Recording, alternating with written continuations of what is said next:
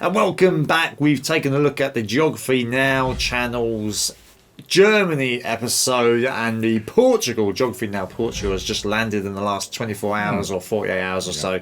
So because it's fresh, we thought we'd take a look at this one. And we know we've got loads of other suggestions, haven't we? Like India and Italy and France. Oh, yes. Finland, yes. People have been asking for Yes, because we covered Nightwish here. They said, now you've got to look at Finland. Well, we will. We'll probably take a look at quite a few of these countries. That's quite a unique insight into a lot of the stuff in the country that we don't know about. So I can't beat learning a bit of geography, can you? And history, someone even said they're going to do America state by state, alphabetically. I think there were like 50 odd states or something. Wow, that'll be interesting. Yeah, because we know they're doing all the countries alphabetically, so we've got to wait for the United Kingdom right near the end of the list, right down there with like Zimbabwe and all that sort of stuff. But anyway, if you want to join us on that journey of watching loads of geography now, then whack that notification bell, but the subscribe button will help first. Other than that, should we go for it? Let's take a look. Some countries try to fight the ocean. Others are afraid of the ocean. Portugal practically wants to live in the ocean. If they had gills, they'd sell their land and build an Atlantis. Welcome to the powerful little sailor of Europe. It's time to learn geography. No! Hey everyone, I'm your host Barbs. This episode couldn't have come at a better time because I literally just got back from a trip to Portugal with my mom. I met tons of you guys, the Portuguese geography peeps, and little side note. Hey everybody, this is João. He is a native Portuguese person. He'll be coming in and out of this episode explaining things about Portugal. So say hi. Hi! Anyway, let's look at the globe now, shall we?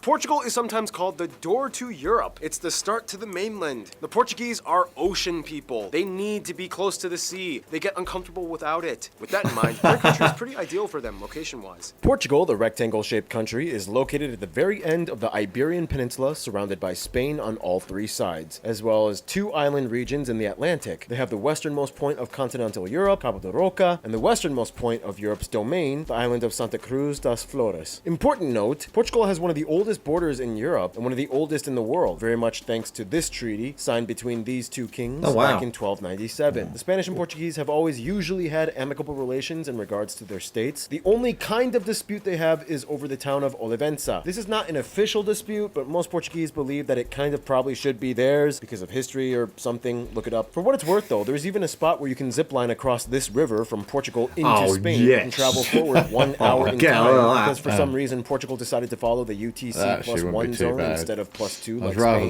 meaning that even though Galicia is on the same longitude, they are 1 hour ahead. Anyway, the country is divided into 18 districts and two autonomous regions, the Azores and Madeira Islands. These two island regions give a huge boost to Portugal's exclusive economic zone by over 1.7 million square kilometers, making it the third largest EEZ in the EU and the 20th in the world. The capital is Lisbon, and of course it holds the largest airport, Lisbon International, as well as the largest shipping port, the Port of Lisbon. The second largest city is actually Sintra, followed by Vila Nova de Gaia. However, Porto actually holds the second busiest airport, and Faro in the south rounds out for third place for airports as well. Remember, even though these little uninhabited guys known as the Savage Islands are closer to the Canary Islands of Spain, they actually belong to Portugal and make up the southernmost part of Portugal's domain. One of which right here, Pontina, is actually a self-proclaimed micronation purchased by some art teacher dude who bought it and then later claimed independence from Portugal in 2007. Keep in mind, these overseas regions, in addition to the Canary Islands and Cape Verde, are part of a larger oceanic region known as Macaronesia, not to be confused with Micronesia, which is halfway across the world. That Micronesian island thing, that's a weird one. Look it up. They kind of have all they need in that small space as long as they have the largest portion of the Atlantic coast on the Iberian Peninsula. This is kind of what allowed them to become the front runners in the age of discovery and European expedition years. Most of the first and famous explorers you've probably already heard of, Magellan and Vasco da Gama, they come from Portugal. Ahem. Yeah, you guys took the Arctic and Vinland like hundreds of years earlier. For what it's worth though, it's important to note that historically, not only were the Portuguese the first to kick off the age of exploration with the first discovery at the Azores and Madeira Islands, but they also had a vast empire at one point expanding across 5 continents as far as East Timor to Brazil and everything in between. The problem was, with the exception of Brazil, Angola, and Mozambique, the Portuguese really only kind of maintained numerous ports and coastal colonies that didn't encroach far inland with the connecting land masses. Their love of the ocean kind of ended up diminishing much of their land claims, and the majority of the ports were either fought fought over and know lost any of or that? sold to other colonial They powers of spread the out a 18th bit, They and are, 19th really. centuries. Nonetheless, outside of the sovereign Portuguese-speaking countries today, you will see small remnants of Portuguese influence in places like China's special autonomous region of Macau, with its Portuguese-named streets, and the churches and culture of areas like Goa, as well as Dammam and Diu in India. Anyway, this segment is getting kind of long. Here are some places of interest that you guys, the Portuguese people, suggested we mention in this episode. They have Sounds good. 17 UNESCO heritage sites. Many of them are famous monasteries or churches or sanctuaries. That's Sintra beautiful, has that cool national palace thing, and this grotto palace. Guimarães has that castle where Portugal kind of started. Ericeira is like the best surfing spot. Pretty much the entire city of Porto with pretty. its colorful neoclassical and Baroque charm. They also have the coolest bookstore Wow. ever and the most beautiful McDonald's. Most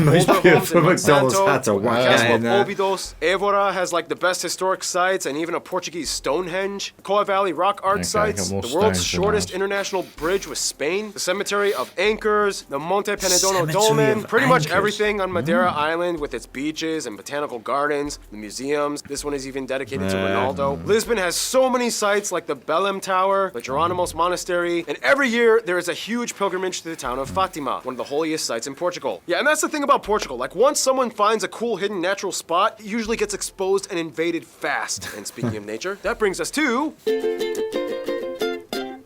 Now, as mentioned, Portugal is an ocean-loving country that loves the sea and water. Nonetheless, the actual people do need to kind of live on land and like grow food on it and stuff. So yeah, this is how you break it down. Portugal's land makeup, of course, is made up of the two main parts that fall under Portuguese sovereignty, the continental Portuguese landmass on the Iberian Peninsula, and the two island regions of the Azores and the Madeira Islands. The continental part of Portugal is located on the Eurasian plate, close to the convergence of the African plate. Geologists speculate that there could be a newly emerging rift which could explain some of the seismic activity, such as the Great Lisbon earthquake of 1755 that nearly destroyed the entire city on All Saints' Day. Look it up. Anyway, the northern parts are generally more mountainous and hilly, with two main mountain chains, the northern Meseta Mountains and the Cerro da Estrela, which has Torre, the tallest point on the mainland. However, if we're talking about the tallest point in the entire country, that actually belongs to Mount Pico on Azores Island. Back to the mainland, though. The country is shaped by three main rivers: the Douro in the north, the longest river of the country, the Tagus or Taj,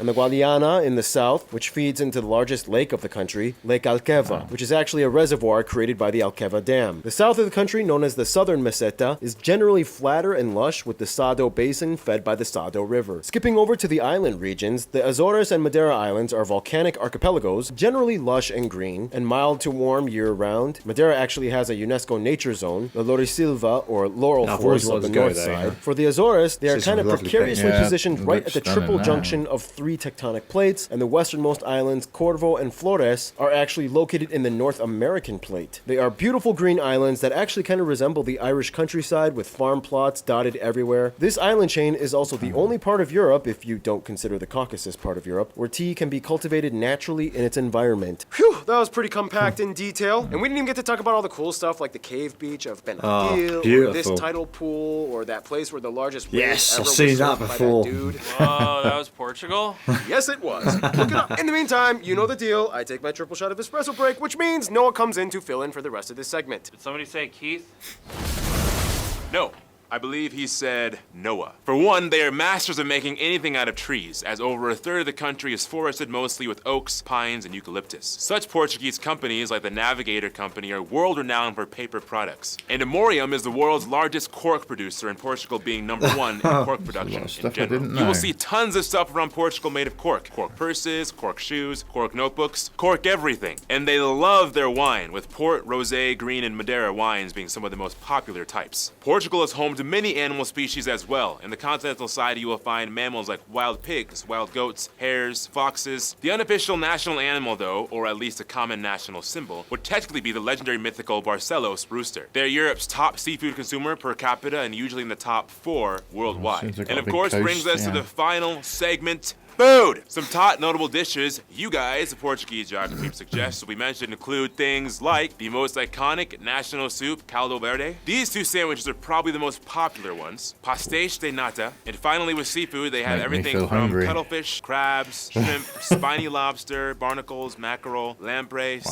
Wow. bass, clams, oysters, periwinkles, scallops, sardines. Dude, the Portuguese make the best octopus I ever had in my life. Fun fact, the Portuguese actually introduced samosas to India, tempura to Japan, and England probably wouldn't have tea if the Portuguese hadn't traded with China. And of course, the most popular dish Can't beat in a Portugal, cuppa. often seen as the national dish, bacalhau, which is salted cod, deliberately preserved and soaked before cooking. Interestingly enough, cod isn't even commonly caught off their coast, so they have to resort to importing it usually from the North Sea. Their national dish isn't even really found naturally in their own country. But what does occur naturally in Portugal are the Portuguese people. Let's meet them, shall we? Thank you, Noah. Keith again. Art, take care of this. Where am I going? Oh! You're welcome. Now, I asked João to describe the Portuguese, and here are some things he said. Desenrascanço. It's like a resourcefulness of ways. So if you give us like a corkscrew and a frisbee, we'll give you a scooter. Another one is estar com os azeites, when someone is really grumpy or in a real bad mood. To sum it up, that's the ideal Portuguese way. In any case, The country has about 10.5 million people, and they are one of the top aging populations in the world and has the highest emigration rate in the EU. The exact numbers are not always completely reliable, but many sources on average report that somewhere around 90 to 95% of the population identifies as Portuguese, but that term is very broad as there are many different types of Portuguese people that look totally different from the others. Some of them are blonde-haired and blue-eyed, and some are tan and olive and brunette. Either way, Portuguese. The remainder of the 5 to 10% of the population comes from all over the world, mostly Europe and former colonial states like Brazil, Angola, and Mozambique, and even a small Asian minority as well, mostly Macau Chinese, and India from Goa and Daman and Diu. they use the euro as their currency, they use the Type C and F plug outlets, and they drive on the right side of the road. Now, of course, in Portugal, the official language is Portuguese, a Latin-based Romance language. It's actually related to the Galician language in North Spain, and usually the two can pretty much understand each other. And weirdly enough, Galicians and North Portuguese people have Celtic roots. Oh. We'll talk more about that in the Spain episode. But anyway, Portugal also technically has a second regionally official language, Mirandese, which is only spoken by about 15,000 people in 2 municipalities of the northeast region. But otherwise, okay, just being straight up, Portuguese is the most difficult Latin language for me personally. But after spending some time in Portugal, I figured out a shortcut if you want to learn how to speak Portuguese. Here's how you do it. Step 1, be Russian. Step 2, get drunk. Step 3, try to speak Spanish. Meu nome é Paulo, eu gosto de pastiche de pelão. Calm down, this was a joke. Geography Now does not endorse underage drinking or alcoholism. And also, do not confuse the Portuguese with the Spanish. They hate that. Actually, when I met João, I had this conversation with him. Hey, João, Yes? when I go to Portugal, would it be okay if I spoke some Spanish just in case if I had a complete communication problem? Yeah, no, don't. Just don't. Trust me, you're better off just using English. So anyway, Really? Portuguese Oh, has they mentioned don't a like lot him, of then ocean they're like, history and Catholic strange. roots. Well, no, they About don't 81% like of the him, country but- identifying to varying degrees of devotion as Roman Catholic. The Portuguese aren't too quick to note that they did kind of start the Atlantic slave trade, although keep in mind the East African slave trade was actually started centuries prior by Arabs in the Indian Ocean. Moving on! Portuguese culture comes in many fascinating, vibrant forms of tradition and custom, and with that, here's Random Hannah to explain. Portugal today is a very distinct nation, but if you dig close, you can see the layers of influence from groups like Phoenician, the Celtic, Germanic, Visigoth, Viking, Sephardic, Jewish, and Moorish people. Yeah, even Vikings. And don't you forget it. Of course, as intrepid maritime folk, the Portuguese were the first to invent galleon ships that launched off the age of discovery for Europe, post-Viking era. With that, they also created the first forms of Western-style nautical cartography and navigation. It would later be taught and used across the continent. One guy even tried to pioneer one of the first airship designs. Although Portugal may not be well known for their painters or graphic arts, I mean, this dude went crazy and burned every single one of his paintings except one. They definitely have a tradition of three-dimensional expression that dates back centuries. Distinct Portugal styles include things The like buildings are Manueline fantastic. architecture of the Stunning, 16th aren't they? century, and even today, people like Bordalo II continue the tradition of three-dimensional art. That's Fun cool. fact, you can probably guess a home is Portuguese if the exterior walls have tiles on them, and often blue pattern tiles. They have their own unique Portuguese sport, where you have to knock off a pin with metal discs in varying weights and sizes. Nonetheless, no shocker, soccer or football There you go, is the most Cristiano. popular sport, with their oldest club dating back to 1893 in Porto. Their national team has consistently ranked high in FIFA standings. We all know Ronaldo is the most mainstream, noteworthy face of Portuguese football today. I mean, the guy has multiple statues of himself. The legendary Eusebio is considered one of the greatest football icons of all time and the symbol of the nation's sport. Festivals, of course, adorn the entire nation from north to south, many rooted in Catholic tradition. June is a huge month where the Festival of the Three Saints take place all over the country, honoring St. Anthony, John, and Peter, where there's a lot of wine and sardines with fireworks. There's also many unique regional festivals like the Festa de Coco, in which they do fun dragon the slaying seafood. performances. Yes. There's the Lazarine Carnival, one of the only places where Celtic rituals can be seen. Anyways, the festivities are usually filled with music, which I guess means we're moving on to Keith's segment.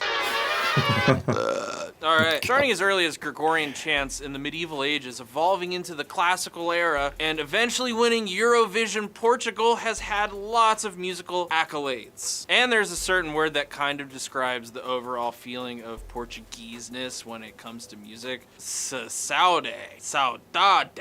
Translates to something like a sense of melancholy and longing, as if something were missing. This type of mindset is one of the key elements that inspired the most famous of all Portuguese musical genres, fado. It's even listed as a UNESCO heritage trait. The most recognizable name with fado being Amalia Rodrigues. Listen to it and see what you think. Portuguese have their own version of guitars, drums, accordions, even bagpipes. The ukulele from Hawaii was actually introduced from the Portuguese migrants, mostly from the Azores and Madeira Islands, where my ancestors are actually from, fun fact. Today, the Portuguese music scene has everything from mainstream hip-hop, rock pop, metal, Moonspell being one of the more popular metal bands Moonspell? from Portugal. No. One time I saw Moonspell at, I think it was Ozfest. I don't remember. Moonspell is awesome. And thank you, Keith. All right, and with that, we got to move on to the incredibly condensed history section. Proto-Iberian cultures, Indo-European migrations, Atlantic Bronze Age, Lisbon That went founded, too quick. Phoenicians, Proto-Celts, Rome comes in, Christianity, persecution of Christians, Visigoths, Vandals, Moors, Muslim years, Vikings come in briefly from the north parts, fighting, blah, blah, blah. They get their first king after independence from Leon. Uninhabited Madeira and Azores Islands discovered. Age of Discovery kicks off. Atlantic slave trade, colonies established, Inquisitions, Great Earthquake of 1755, Napoleon years, Yep, First I'm keeping up with Constitution, it. last monarch deposed, Republic, World War I, joins Allied forces, World War II, gets messy, Salazar begins his reign, colony wars in Africa, colonies gain independence, but Timor is still on hold, new constitution, joins EU, World's Fair Expo, releases Macau, releases East Timor, hipster shops and trendy yet pretentious warehouse district cafes open up, and here we are today. We asked you guys for a list of some of the top notable people from Portugal or of Portuguese descent, and they include people like Prince Henry the Navigator, even though he never really did any exploring himself, Bartolomeu Dias, Vasco da How's that Gama, work? Ferdinand Magellan, these athletes, these two popes, Nobel Prize winner in medicine Egas Moniz, the greatest writers Luis de Camões, Fernando Pessoa, and Jose Saramago, Daniela Rua, Carmen Miranda, Maria João Pires, Sara Sampaio, Paula Rego, and some American and Canadian celebrities that have Portuguese descent include Nelly Furtado, Shawn Mendes, one of my favorite animators, J.G. Quintel, even Tom Hanks, and this No. guy, I guess.